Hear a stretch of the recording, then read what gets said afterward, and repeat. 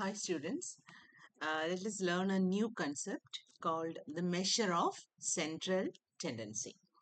നമ്മൾ ഇനി പഠിക്കാൻ പോകുന്നത് സെൻട്രൽ ടെൻഡൻസി അല്ലെ മെഷേഴ്സ് ഓഫ് സെൻട്രൽ ടെൻഡൻസി എന്ന് പറയുന്ന പോർഷൻ ആണ്. Measures of central tendency. ഈ സെൻട്രൽ ടെൻഡൻസി എന്താണെന്നുള്ളതാണ് ആദ്യം മനസ്സിലാക്കേണ്ടത്.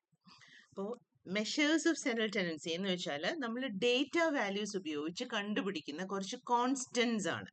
ആ കോൺസ്റ്റൻസ് സെൻട്രൽ ടെൻഡൻസി എന്ന് പറയുന്ന പ്രോപ്പർട്ടിയുടെ മെഷറാണ്. അപ്പൊ നമ്മൾ ആദ്യം മനസ്സിലാക്കേണ്ടത് എന്താണ് ഈ സെൻട്രൽ ടെൻഡൻസി. സെൻട്രൽ ടെൻഡൻസി എന്ന് വെച്ചാൽ നമ്മളൊരു ഡേറ്റ കളക്ട് ചെയ്താൽ, എവിടെയെങ്കിലും ഏതെങ്കിലും ഒരു സോഴ്സിൽ നിന്ന് നമ്മളൊരു ഡേറ്റ കളക്ട് ചെയ്താൽ ആ ഡേറ്റ വാല്യൂസിന് അതിന്റെ സെന്റർ പോർഷനിലേക്ക് കോൺസെൻട്രേറ്റ് ചെയ്ത് കിടക്കാനുള്ള ഒരു ടെൻഡൻസി ഉണ്ട്. എന്ന് വെച്ചാൽ നമ്മളിപ്പോ ഫിനാൻഷ്യൽ ഡേറ്റ എടുക്കാന്നിരിക്കട്ടെ, മേ ബി ട്രിവാൻഡ്രം സിറ്റിയിലെ ആൾക്കാരുടെ മന്ത്ലി ഇൻകം ആണ് നമ്മൾ എടുക്കുന്നത്. മന്ത്ലി ഇൻകം നമുക്കറിയാം, നമ്മുടെ ഒരു സിറ്റി എടുക്കുകയാണെങ്കിൽ അല്ലെ ട്രിവാൻഡ്രം ഡിസ്ട്രിക്ട് എടുക്കുകയാണെങ്കിൽ പല ഇൻകം ഉള്ള ആൾക്കാരുണ്ട് അല്ലെ. വളരെ കുറഞ്ഞ ഇൻകം ഉള്ള ആൾക്കാരുണ്ട്, എക്സ്ട്രീംലി ഹൈ ഇൻകം ഉള്ള ആൾക്കാരുണ്ട്.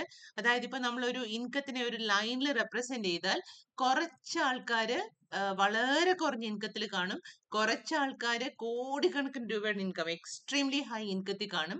പക്ഷെ മെജോറിറ്റി ആൾക്കാർ എവിടെയായിരിക്കും കിടക്കുന്നത്? ഈ ഒരു മിഡിൽ പോർഷനിൽ ഇങ്ങനെ ക്ലട്ടർ ചെയ്തായിരിക്കും കിടക്കുന്നത്. കാരണം മെജോറിറ്റി ആൾക്കാർ നമ്മൾ ഈ പറയുന്ന മധ്യവർഗീയം എന്ന് പറയുന്ന കാറ്റഗറിയിൽ പെടുന്നതാണ് അല്ലെ. ഇനി ആൾക്കാരുടെ ഹൈറ്റിനെ പറ്റി ആലോചിച്ച് നോക്കൂ. നമുക്കറിയാം, ഇപ്പൊ ഒരു സ്ഥലത്തെ റാൻഡം ആയിട്ട് നമ്മൾ ആൾക്കാരെ വിളിച്ച് പിന്നെ അവരുടെ ഹൈറ്റ് മെഷർ ചെയ്യുകയാണെങ്കിൽ തീരെ ഹൈറ്റ് കുറഞ്ഞ ഡ്വാർഫിസം പോലെയൊക്കെയുള്ള പ്രശ്നങ്ങളിൽ തീരെ ഹൈറ്റ് കുറഞ്ഞ കുറച്ച് ആൾക്കാർ കാണും. വളരെ വളരെ ഹൈറ്റ് കൂടി 6 അടി 6.5 അടി ഹൈറ്റ് ഉള്ള കുറച്ച് ആൾക്കാർ കാണും. മെജോറിറ്റി ആൾക്കാർ എവിടെയായിരിക്കും കിടക്കുക? ആ ഒരു 4.5 അല്ലെ 4 to 5.6 എന്ന് പറയുന്ന അല്ലെ 5.5 എന്ന് പറയുന്ന ഫീറ്റ് ആണ്, അതിനിടയിലായിരിക്കും. അതായത് മിഡിൽ ഹൈറ്റ് ഉള്ള ആൾക്കാരായിരിക്കും നമ്മളുടെ ആ ഒരു സർവേയിൽ വരുമ്പോൾ ഏറ്റവും അധികം വരുന്നത്. ഇത് ഏത് നോർമൽ ഡേറ്റ എടുത്താലും കറക്റ്റ് ആണ്. പഠിക്കുന്നതിനെ പറ്റി ആലോചിച്ച് നോക്കൂ. ആൾക്കാരുടെ പഠിക്കാനുള്ള കഴിവ് എങ്ങനെയാണ്? ഭയങ്കര നന്നായി പഠിക്കുന്ന കുറച്ച് പേര് കാണും, ഒട്ടും എത്ര പറഞ്ഞാലും മനസ്സിലാവാത്ത കുറച്ച് പേര് കാണും. ബാക്കി എല്ലാവരും എങ്ങനെയായിരിക്കും? നിങ്ങളുടെയൊക്കെ ഭാഷയിൽ പറഞ്ഞാൽ ഒരുവിധം അല്ലേ, എങ്ങനെയുണ്ടായിരുന്നു എക്സാം, കുഴപ്പമില്ല എന്ന് പറയുന്ന കാറ്റഗറിയിലായിരിക്കും. അപ്പോ ഇതാണ് സെൻട്രൽ ടെൻഡൻസിയുടെ എക്സാമ്പിൾ. അതായത് ഒരു ഡേറ്റ സെറ്റ് നമ്മൾ റാൻഡം ആയിട്ട് ചൂസ് ചെയ്താൽ അതിലെ മെജോറിറ്റി ഒബ്സർവേഷൻസ് എവിടെയായിരിക്കും കിടക്കുക? ആ ഡേറ്റയുടെ സെൻട്രൽ വാല്യൂവിന് ചുറ്റും ക്ലട്ടർ ചെയ്തായിരിക്കും കിടക്കുക. ആ സെൻട്രൽ വാല്യൂവിന്റെ അപ്പുറവും ഇപ്പുറവും ആയിരിക്കും കിടക്കുക. That property is called central tendency. ആദ്യം മെഷേഴ്സ് ഓഫ് സെൻട്രൽ ടെൻഡൻസി എന്ന് ഡെഫിനിഷൻ എഴുതിയിട്ട് ഹെഡിങ് എഴുതിയിട്ട് അതിന്റെ താഴെ എഴുതണം സെൻട്രൽ ടെൻഡൻസി. ഡെഫിനിഷൻ എഴുതിക്കേ. The tendency of observations to clutter around a central value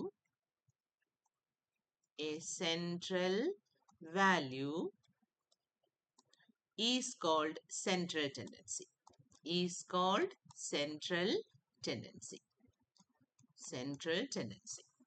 For example,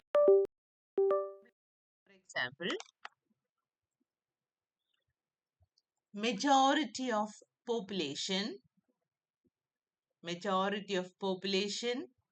in a region majority of population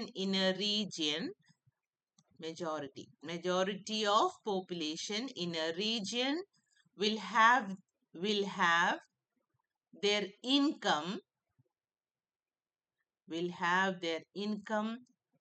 around the central value.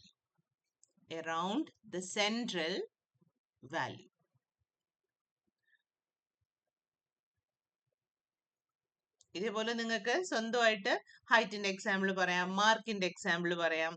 Okay, ഇപ്പൊ ഏതെങ്കിലും ഒരു നമ്മൾ കോക്കനട്ട് ട്രീസിനെ പറ്റി ആലോചിക്കുകയാണെങ്കിൽ നന്നായിട്ട് തേങ്ങ തരുന്നതും കാണും, ഒന്നോ രണ്ടോ തേങ്ങ പോലും തരാത്തതും കാണും. പക്ഷെ നമ്മൾ സാധാരണ കാണുന്ന കോക്കനട്ട് ട്രീസ് എല്ലാം എങ്ങനെയാണ്, ഒരുവിധം തേങ്ങ തരുന്നതാണ് അല്ലേ?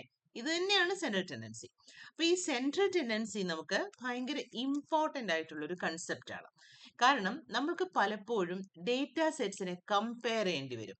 ഇപ്പോൾ രണ്ട് കോളേജസ് എടുക്കുകയാണെങ്കിൽ ഏത് കോളേജിലാണ് ഏറ്റവും നന്നായി പഠിക്കുന്ന കുട്ടികളുള്ളത് എന്ന് ചിലപ്പോൾ അറിയേണ്ടി വരും. രണ്ട് കമ്പനീസ് കമ്പയർ ചെയ്യുകയാണെങ്കിൽ ഏത് കമ്പനിക്കായിരുന്നു ഇത്രയും വർഷത്തിനിടയിൽ ഏറ്റവും നല്ല പ്രോഫിറ്റ് കിട്ടിയത്, ഏറ്റവും നല്ല സക്സസ്ഫുൾ ആയിട്ട് റൺ ചെയ്യുന്ന കമ്പനി ഏതാണ്, അല്ലെ രണ്ട് കുട്ടികളെ കമ്പയർ ചെയ്യാനായിട്ട് ആർക്കാണ് ഏറ്റവും നല്ല മാർക്ക് കിട്ടിയത്, ഏറ്റവും നല്ല രീതിയിൽ പഠിക്കുന്ന കുട്ടി ഏതാണ്. ഇങ്ങനെ ഡേറ്റ സെറ്റ്സിനെ, ഇൻഡിവിജ്വൽ അല്ല ഞാൻ പറയുന്നത്, ഗ്രൂപ്പിനെയാണ്, ഏത് ക്ലാസ്സിലെ കുട്ടികളാണ്. നമ്മൾ ഇൻഡിവിജ്വൽസിനെ കമ്പയർ ചെയ്യാൻ ഇതൊന്നും യൂസ് ചെയ്യില്ല.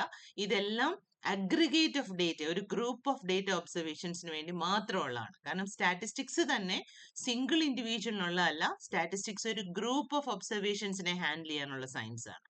അപ്പൊ രണ്ട് ഒബ്സർവേഷൻ സെറ്റ്സ് ഉണ്ട്. ഇപ്പൊ മേ ബി എന്താ പറയാ, കേരളത്തിലെ മനുഷ്യരുടെ ഹൈറ്റും കാശ്മീരിലെ മനുഷ്യരുടെ ഹൈറ്റും, ഇതിലേത് ഗ്രൂപ്പിനാണ് കൂടുതൽ ഹൈറ്റ് ഉള്ളത് ജനറലി എന്ന് കമ്പയർ ചെയ്യേണ്ടി വരും. അങ്ങനെ പല പല സ്റ്റഡീസ് ഉണ്ട്. നമ്മുടെ ഇവിടുത്തെ ആൾക്കാരുടെ ബ്ലഡിലെ ഷുഗർ ലെവലും മേ ബി മറ്റൊരു കൺട്രിയിലെ ആൾക്കാരുടെ ബ്ലഡിലെ ഷുഗർ ലെവലും കമ്പയർ ചെയ്താണല്ലോ നമ്മുടെ നാട്ടിലാണ് ഏറ്റവും അധികം ഡയബറ്റിക്സ് എന്നൊക്കെ നമ്മൾ പറയുന്നത്. അപ്പൊ ഇങ്ങനെ കമ്പാരിസൺ വരുന്ന സമയത്ത് ഇപ്പൊ രണ്ട് ക്ലാസ്സിനെ തമ്മിൽ കമ്പയർ ചെയ്യണമെന്നിരിക്കട്ടെ, മേ ബി ഇക്കണോമിക്സിലെ ക്ലാസ്സിലാണോ കൊമേഴ്സിലെ ക്ലാസ്സിലാണോ കൂടുതൽ മാർക്കുള്ള കുട്ടികൾ എന്നറിയണമെങ്കിൽ ഓരോരോ കുട്ടിയായിട്ട് നമുക്ക് കമ്പയർ ചെയ്യാൻ പറ്റില്ലല്ലോ, അത് മീനിങ്ലെസ് ആണ് അല്ലെ? ആദ്യം ഇരിക്കുന്ന കുട്ടി ഇവിടുത്തെ ആദ്യം ഇരിക്കുന്ന കുട്ടിയും അടുത്ത ക്ലാസ്സിലെ ആദ്യം ഇരിക്കുന്ന കുട്ടിയും അങ്ങനെ നമുക്ക് കമ്പയർ ചെയ്യാൻ പറ്റില്ല.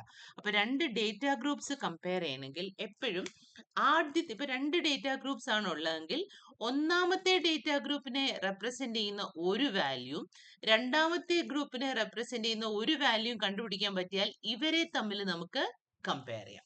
അപ്പൊ ഈ രീതിയിൽ ഒരു ഡേറ്റ സെറ്റിനെ റെപ്രസെന്റ് ചെയ്യുന്ന വാല്യൂ, ഏറ്റവും നല്ല വാല്യൂ ഏതാണ് എന്ന് ചോദിച്ചാൽ തീർച്ചയായിട്ടും അത് ആ സെൻട്രൽ വാല്യൂ ആയിരിക്കും. കാരണം എന്താണ്, ഈ സെൻട്രൽ വാല്യൂവിന് ചുറ്റുമല്ലേ മാക്സിമം ഒബ്സർവേഷൻസ് കിടക്കുന്നത്.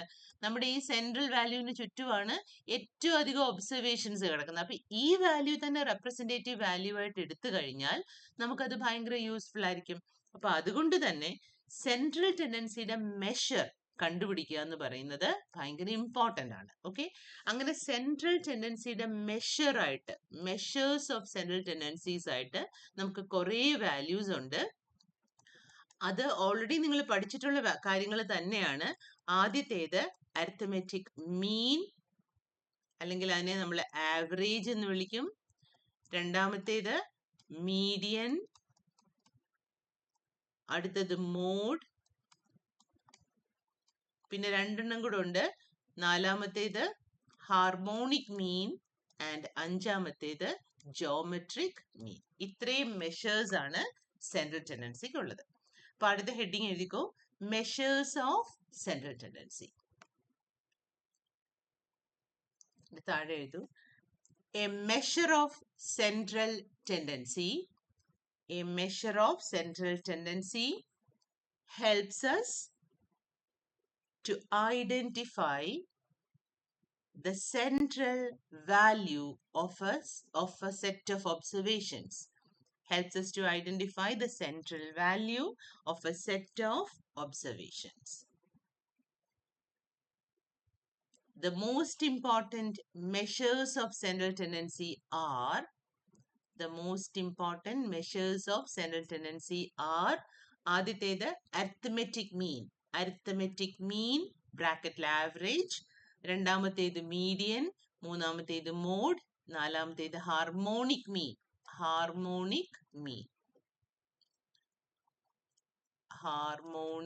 മീൻ, അടുത്തത് ജോമെട്രിക് മീൻ. ഇത്രയും മെഷേഴ്സ് ഓഫ് സെൻട്രൽ ടെൻഡൻസി ആണ് നമുക്കുള്ളത്. ഓക്കെ,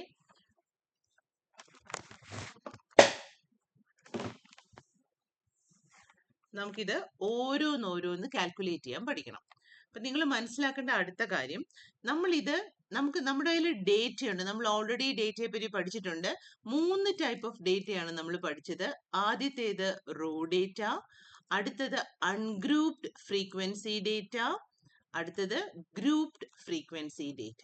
അപ്പൊ ഈ ഓരോ ഡേറ്റ ടൈപ്പിനും നമുക്ക് ഇത് ഓരോന്നും കണ്ടുപിടിക്കാൻ പഠിക്കണം. എന്തായിരുന്നു റോ ഡേറ്റ? ഒബ്സർവേഷൻസ് വെറുതെ എഴുതി വെക്കുന്നതായിരുന്നു റോ ഡേറ്റ. നമ്മൾ ഒരറ്റത്തുനിന്ന് മറ്റേ അറ്റം വരെയുള്ള കുട്ടികളുടെ മാർക്ക് വാങ്ങിച്ച് കോമയിട്ടങ്ങ് എഴുതി വെച്ചാൽ അത് റോ ഡേറ്റയാണ്. അപ്പൊ ജനറലൈസ് ചെയ്ത് പറഞ്ഞാൽ റോ ഡേറ്റ എനിക്ക് ഇങ്ങനെ റെപ്രസെന്റ് ചെയ്യാം. Raw data can be represented as x1, x2, etc. xn. ഇനി അൺഗ്രൂപ്ഡ് ഫ്രീക്വൻസി ടേബിൾ എന്തായിരുന്നു? അൺഗ്രൂപ്ഡിനകത്ത് 2 കോളംസേ ഉള്ളൂ. ഒന്നാമത്തെ കോളം എന്ന് പറയുന്നത് ഒബ്സർവേഷൻ ആണ്, രണ്ടാമത്തെ കോളം എന്ന് പറയുന്നത് ഫ്രീക്വൻസി ആണ്. ഇനി ഇതേപോലെ നമ്മുടെ കയ്യിൽ ഗ്രൂപ്പ് ഫ്രീക്വൻസി ടേബിൾ ഉണ്ട്. ഗ്രൂപ്പ് ഫ്രീക്വൻസി ടേബിൾ എങ്ങനെയായിരുന്നു? അവിടെയും നമുക്ക് 2 കോളംസ് ആണുള്ളത്. ഒന്നാമത്തേനകത്ത് ക്ലാസ് ആണ്, രണ്ടാമത്തേനകത്ത് ഫ്രീക്വൻസി ആണ്. ഇത്രയും കാര്യങ്ങൾ നമുക്ക് ഓൾറെഡി അറിയാം. പിന്നെ നമുക്ക് വേറെ നമ്മൾ പഠിച്ചൊരു കാര്യം എന്ന് പറയുന്നത് ടോട്ടൽ ഫ്രീക്വൻസി ആണ്. ടോട്ടൽ ഫ്രീക്വൻസി നമ്മൾ ക്യാപിറ്റൽ N എന്നാണ് ഡിനോട്ട് ചെയ്യുന്നത്. ഓക്കെ, അപ്പൊ ക്യാപിറ്റൽ N എന്ന് പറയുന്നത് summation i equal to 1 to n fi ആണ്. എന്ന് വെച്ചാൽ എന്താ അർത്ഥം? നമ്മൾ ഈ ഒബ്സർവേഷൻസിനെ x1, x2, etc. xn എന്നും ഫ്രീക്വൻസിയെ f1, f2, etc. fn എന്നും എഴുതിയാൽ ഫ്രീക്വൻസിയുടെ സം എന്ന് വെച്ചാൽ എന്താണ്? f1 plus f2 plus etcetera plus fn. അതിനെ നമുക്ക് എങ്ങനെ എഴുതാം? സമ്മേഷൻ ഇട്ട് എഴുതാം. Summation i equal to 1 to n fi എന്ന് വെച്ചാൽ എന്താണ് അർത്ഥം? f1 plus f2 plus etcetera plus fn. അതായത് ഈ 1 മുതൽ n വരെ fനെ സം ചെയ്യണം എന്നാണ് ഇതിന്റെ അർത്ഥം. സോ ക്യാപിറ്റൽ N എന്ന് പറയുന്നത് സമ്മേഷൻ fi ആണ്. ഓക്കെ, അപ്പൊ സമ്മേഷൻ സൈൻ എന്താന്നുള്ളത് നമുക്ക് നന്നായിട്ട് മനസ്സിലാക്കി വെക്കണം. സമ്മേഷൻ സൈൻ എന്ന് പറഞ്ഞാൽ സം ചെയ്യാനാണ് പറയുന്നത്. എവിടുന്ന് എവിടം വരെ? ഐയുടെ സ്റ്റാർട്ടിംഗ് വാല്യൂ മുതൽ n വരെ സം ചെയ്യണം.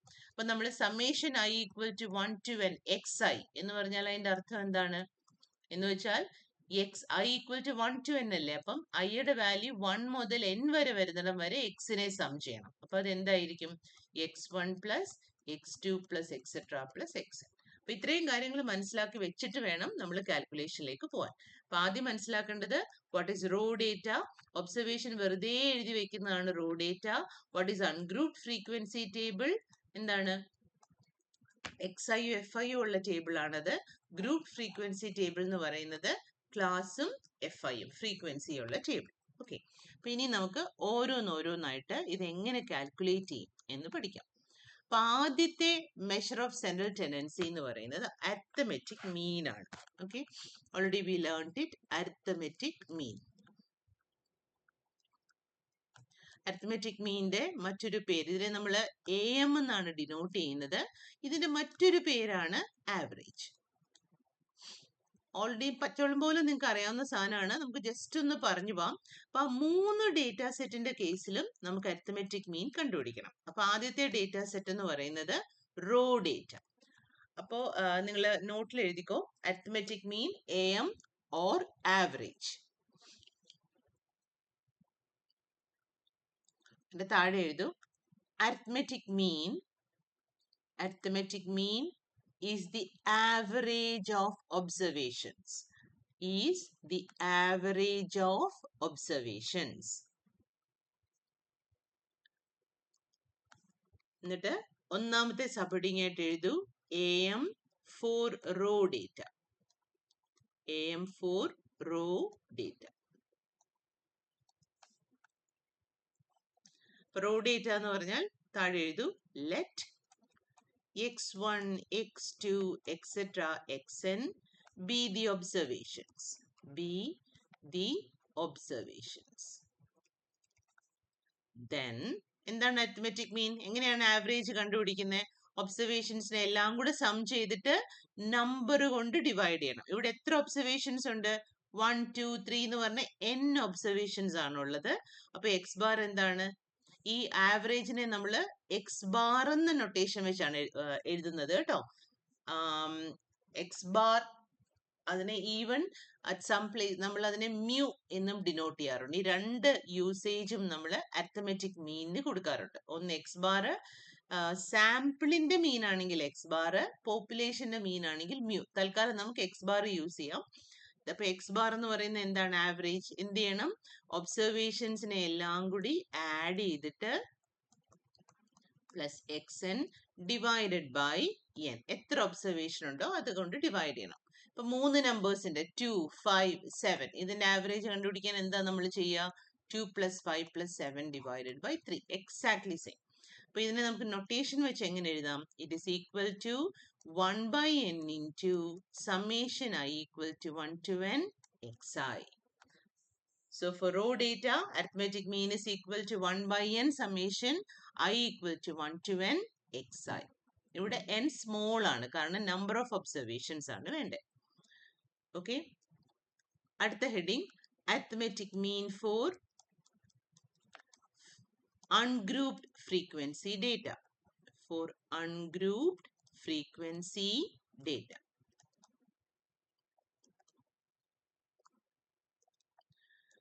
Ungrouped frequency data കേസിൽ എങ്ങനെ വരും? അൺഗ്രൂപ്പ് ഫ്രീക്വൻസി ഡേറ്റ എന്ന് വെച്ചാൽ എങ്ങനെയായിരുന്നു? എന്തൊക്കെയായിരുന്നു നമ്മുടെ ഉള്ളത്? നമ്മുടെ ഉള്ളത് എക്സ് ഐ എന്ന് പറയുന്ന ഒബ്സർവേഷനും എഫ് ഐ എന്ന് പറയുന്ന ഫ്രീക്വൻസി അല്ലേ? എക്സ് ഐ എന്ന് വെച്ചാൽ അത് x1, x2, എക്സെട്ര xn എണ്ണം കാണും. ഓരോന്നിനും കറസ്പോണ്ടിങ് ആയിട്ട് f1, f2, etcetera fn frequency കാണും. ഇത് മനസ്സിൽ വെച്ചോണം. അപ്പൊ എഴുതും let x1, x2, etcetera xn, let x1, x2, etc. xn be the observations,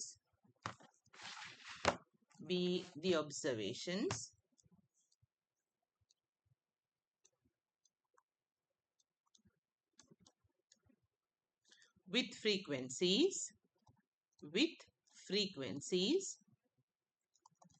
f1, f2, etc. fn. Okay. ഇങ്ങനെയാണ് ഡേറ്റ എങ്കിൽ നിങ്ങൾ ഓൾറെഡി സ്കൂളിൽ പഠിച്ചിട്ടുണ്ട്. എന്താണ് ചെയ്യേണ്ടത്?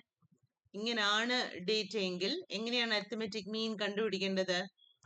നമ്മൾ ഒരു എക്സ്ട്രാ കോളം കണ്ടുപിടിക്കണം. എന്താണ് ആ extra column? X i into f i. അങ്ങനെ ഒരു കോളം കണ്ടുപിടിക്കണം. അതായത് x1 f1, x2 f2, etcetera xn fn. എന്നിട്ട് ഇതിന്റെ ടോട്ടൽ കണ്ടുപിടിക്കണം. ഇതിന്റെ ടോട്ടൽ എന്ന് വെച്ചാൽ x1 f1 plus x2 f2 plus etcetera. അതിനെ നമുക്ക് എങ്ങനെ എഴുതാം?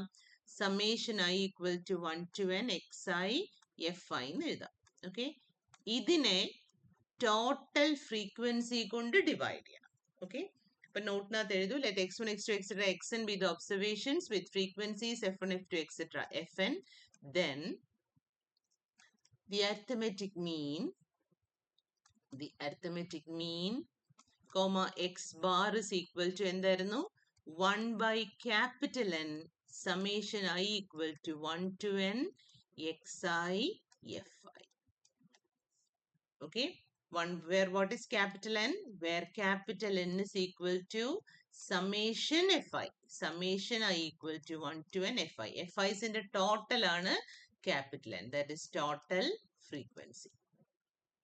Where capital N is equal to total frequency. നിങ്ങൾ നോക്കി റോ ഡേറ്റയുടെ കേസും ഫ്രീക്വൻസി ഡേറ്റയുടെ കേസിലെ ഫോർമുല ഒന്ന് കമ്പയർ ചെയ്തേ. എന്തൊക്കെ വ്യത്യാസമാണ് ഉണ്ടായത്? റോ ഡേറ്റയുടെ കേസിൽ n സ്മോൾ ആയിരുന്നു, നമ്പർ ഓഫ് ഒബ്സർവേഷൻസ് ആയിരുന്നു. ഇവിടെ അത് ഫ്രീക്വൻസിയിൽ എത്തിയപ്പോൾ എന്തായി മാറി? ക്യാപിറ്റൽ N ആയിട്ട് മാറി. പിന്നെ ഇവിടെ ഒബ്സർവേഷനെ മാത്രം സം ചെയ്താൽ മതിയായിരുന്നു. ഇവിടെ എത്തിയപ്പോൾ എന്തായി? അതിന്റെ കൂടെ ഒരു FIയും കൂടി മൾട്ടിപ്ലൈ ചെയ്യേണ്ടി വന്നു. സത്യത്തിൽ ഈ ഒരു ചേഞ്ച് നമ്മൾ പഠിക്കാൻ പോകുന്ന എല്ലാത്തിനകത്തും ഉണ്ട്. റോ ഡേറ്റയുടെ കേസിൽ ഒബ്സർവേഷൻ മാത്രമേ കാണുള്ളൂ. ഫ്രീക്വൻസി ഒബ്സർവേഷന്റെ കേസ് വരുമ്പോൾ ഒബ്സർവേഷന്റെ കൂടെ ഫ്രീക്വൻസിയും കയറി വരും. സ്മോൾ n എവിടെയൊക്കെ ഉണ്ടോ അത് ക്യാപിറ്റൽ N ആയിട്ട് മാറും. അപ്പൊ അൺഗ്രൂപ്പ് ഫ്രീക്വൻസിയുടെ കേസിൽ, അതായത് ഒബ്സർവേഷനും ഫ്രീക്വൻസിയാണ് തന്നേക്കുന്നതെങ്കിൽ എന്ത് ചെയ്യണം? xi fi എന്ന് പറയുന്ന ഒരു എക്സ്ട്രാ കോളം കണ്ടുപിടിക്കണം. എന്നിട്ട് അതിന്റെ ടോട്ടൽ കണ്ടുപിടിക്കണം. ആ ടോട്ടലിനെ നമ്മൾ ക്യാപിറ്റൽ N കൊണ്ട് ഡിവൈഡ് ചെയ്താൽ നമുക്ക് എന്ത് കിട്ടും? എക്സ് ബാർ കിട്ടും. ഇത് അൺഗ്രൂപ്ഡിന്റെ കേസിൽ. ഇനി ഇതേ കാര്യം ഗ്രൂപ്ഡിന്റെ കേസിൽ പോകുമ്പോൾ എന്ത് വരും? ഗ്രൂപ്ഡിന്റെ കേസിൽ ഫോർമുല എക്സാക്ട്ലി സെയിം ആണ്. ആകെയുള്ള വ്യത്യാസം എന്ന് വെച്ചാൽ, ഇപ്പൊ മൂന്നാമത്തെ ഹെഡിങ് എഴുതിക്കേ. Third one, arithmetic mean for group data. 3. Arithmetic mean for group data. For group data. Group ഡേറ്റയുടെ കേസിൽ ഓർക്കേണ്ടത് എന്താ, നമ്മുടെ എന്തൊക്കെയാണ് ഉള്ളത്? You will be having a table with what all things inside the table. There will be a column for class and there will be a column for frequency. ക്ലാസും frequency ആയിരിക്കും. 0 to 10, 10 to 20, 20 to 30 എന്ന് പറയുന്ന ക്ലാസും 2, 5, 7 എന്നൊക്കെ പറഞ്ഞു പോകുന്ന frequency. ഇവിടെ what you have to do is, formula സത്യം പറഞ്ഞാൽ ഈ കിടക്കുന്ന ഫോർമുല തന്നെയാണ്. പക്ഷെ ആ ഫോർമുല യൂസ് ചെയ്യണമെങ്കിൽ നമുക്ക് ഒബ്സർവേഷൻ വേണം. അതിനായിട്ട് നമ്മൾ ഹിസ്റ്റോഗ്രാമിലൊക്കെ ചെയ്തതുപോലെ പുതിയൊരു സാധനം കണ്ടുപിടിക്കണം. എന്താണത്? Class mark. ഓൾറെഡി നമുക്കറിയാം എന്താണ് ക്ലാസ് മാർക്ക് എന്ന്. Class mark means the mid value of A class. അതിനെയാണ് ഞാൻ XI എന്ന് ഡിനോട്ട് ചെയ്യുന്നത്. ഫ്രീക്വൻസി ഓട്ടോമാറ്റിക്കലി FI ആണ്. ഓരോ ക്ലാസിന്റെ മിഡ് വാല്യൂ കണ്ടുപിടിക്കണം. ഓരോ ക്ലാസിന്റെ മിഡ് വാല്യൂ ഇവിടെ എന്താണ്? 5, 15, 25. അപ്പൊ നോക്ക്, നമുക്ക് XI ആയി FI ആയി. അപ്പൊ ഒരു കോളം കൂടെ ആവശ്യമാണ്. ഏതാണ്? XI into FI. എന്നിട്ട് ആ പഴയ ഫോർമുല തന്നെ യൂസ് ചെയ്യണം. ഇതിന്റെ ടോട്ടൽ കണ്ടുപിടിക്കണം, ഫ്രീക്വൻസിയുടെ ടോട്ടലും കണ്ടുപിടിക്കണം. ഇതിനെ ഫ്രീക്വൻസി കൊണ്ട് ഡിവൈഡ് ചെയ്യണം. ഇതിന്റെ ടോട്ടൽ എന്ന് പറയുന്നത് സമ്മേഷൻ XI FI ആയിരിക്കും. ഇതിന്റെ ടോട്ടൽ സമ്മേഷൻ FI എന്ന് പറയുന്നത് ക്യാപിറ്റൽ N ആയിരിക്കും. അപ്പൊ അരിത്തമെറ്റിക് മീന്റെ ഫോർമുല എന്ത് തന്നെയായി? സെയിം ഫോർമുല തന്നെയായി. 1/n summation XI FI. അപ്പൊ എഴുതിക്കോ, താഴെ എഴുതൂ. When classes and frequencies are given, when classes and frequencies are given, find the class marks. Are given, comma, find the class marks. And a bracket എഴുതിക്കോ, mid values of classes. എന്തായിരുന്നു class mark? mid values of classes. Find the class marks. Okay. Let x1, x2, etc. xn be the class marks. Etc. xn be the class marks. And f1, f2, etc. fn be the frequencies. x1, x2, etc. xn be the class marks and f1, f2, etc. fn be the frequencies. Then arithmetic mean x bar is equal to, then the arithmetic mean x bar is equal to 1 by capital N. Same formula ട്ടോ. Summation I equal to 1 to n XI FI. അതായത് XI FI കോളത്തിന്റെ ടോട്ടലിനെ ഫ്രീക്വൻസിയുടെ കോളത്തിന്റെ total കൊണ്ട് divide ചെയ്യണം. അപ്പൊ ഇതാണ് നമ്മുടെ arithmetic mean കണ്ടുപിടിക്കാനുള്ള 3 method. ഏതൊക്കെയായിരുന്നു നമ്മൾ പഠിച്ചത്? ആദ്യത്തേത് റോ ഡേറ്റയുടെ കേസ്, രണ്ടാമത്തേത് അൺഗ്രൂപ്പ് ഫ്രീക്വൻസിയുടെ കേസ്, മൂന്നാമത്തേത് ഗ്രൂപ്ഡ് ഫ്രീക്വൻസിയുടെ കേസ്. അപ്പൊ 1-2 പ്രോബ്ലംസ് നോക്കാം. Numerical problems. ഒന്നാമത്തെ എടുത്തേ, ചുമ്മാ സിമ്പിൾ പ്രോബ്ലം ആണ്. Find the arithmetic mean. Arithmetic mean എന്ന് പറയണമെന്നില്ല കേട്ടോ, വെറും മീൻ ആയാലും മതി. Find the mean for the following observations.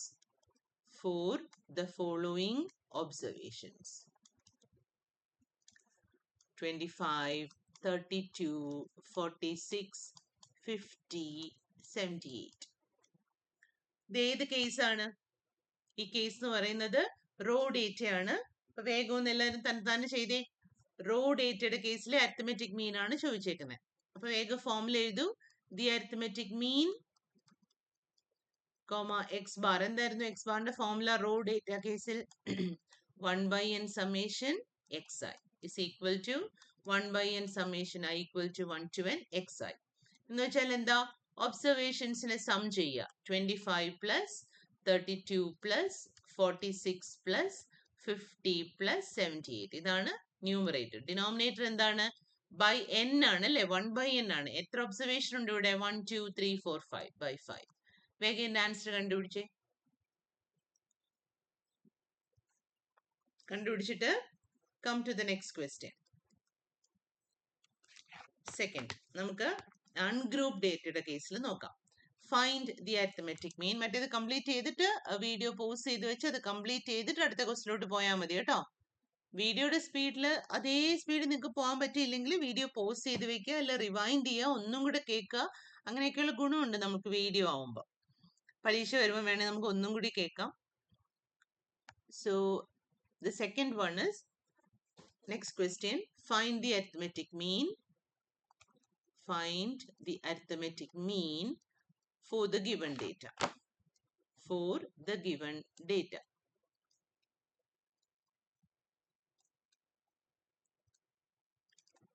ലെഫ്റ്റിലോട്ട് മാറ്റി xi ഒബ്സർവേഷൻ എഴുതൂ. അടുത്തത് ഫ്രീക്വൻസി fi. xiയുടെ നേരെ 2, 4, 8, 10, 12, 50.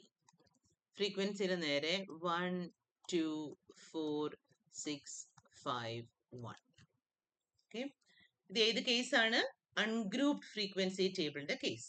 അപ്പൊ ഒന്ന് മറിച്ച് നോക്കിയേ, എങ്ങനെയായിരുന്നു അൺഗ്രൂപ്പിന്റെ കേസിൽ നമ്മൾ പ്രോബ്ലം ചെയ്യേണ്ടത്? എങ്ങനെയായിരുന്നു? എന്തൊക്കെ ചെയ്യണം?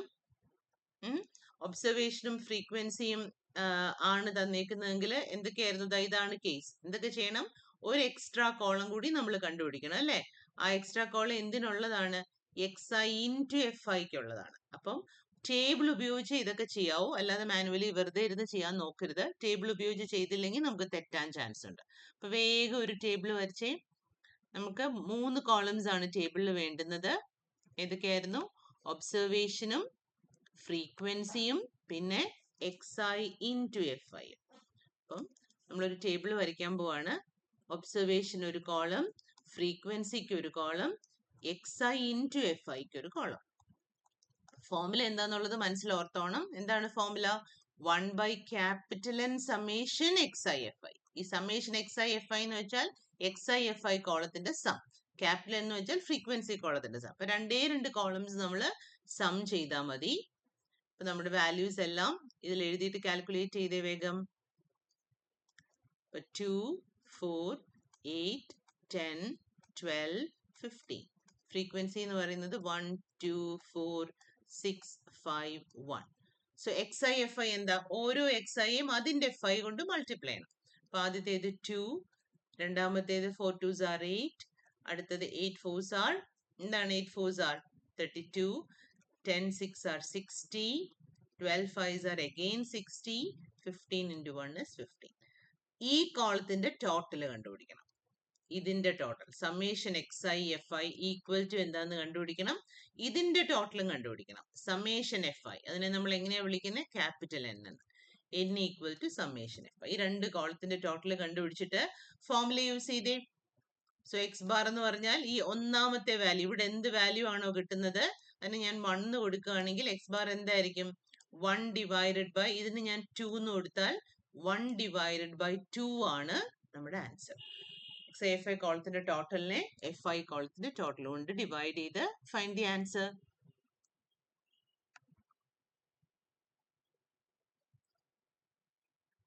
അപ്പൊ ഇതാണ് രണ്ടാമത്തെ ക്വസ്റ്റ്യൻ. മൂന്നാമത്തെ question is A homework. Take it as A homework question. Find the arithmetic mean for the given data. Find the arithmetic mean for the given data.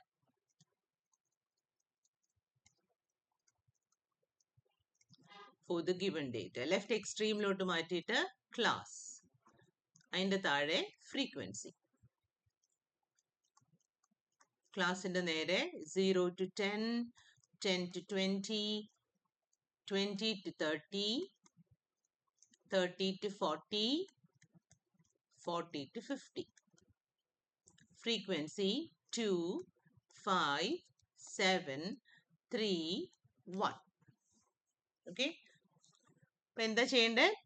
ക്ലാസ്സസും ഫ്രീക്വൻസീസും ആണ് തന്നേക്കുന്നത്.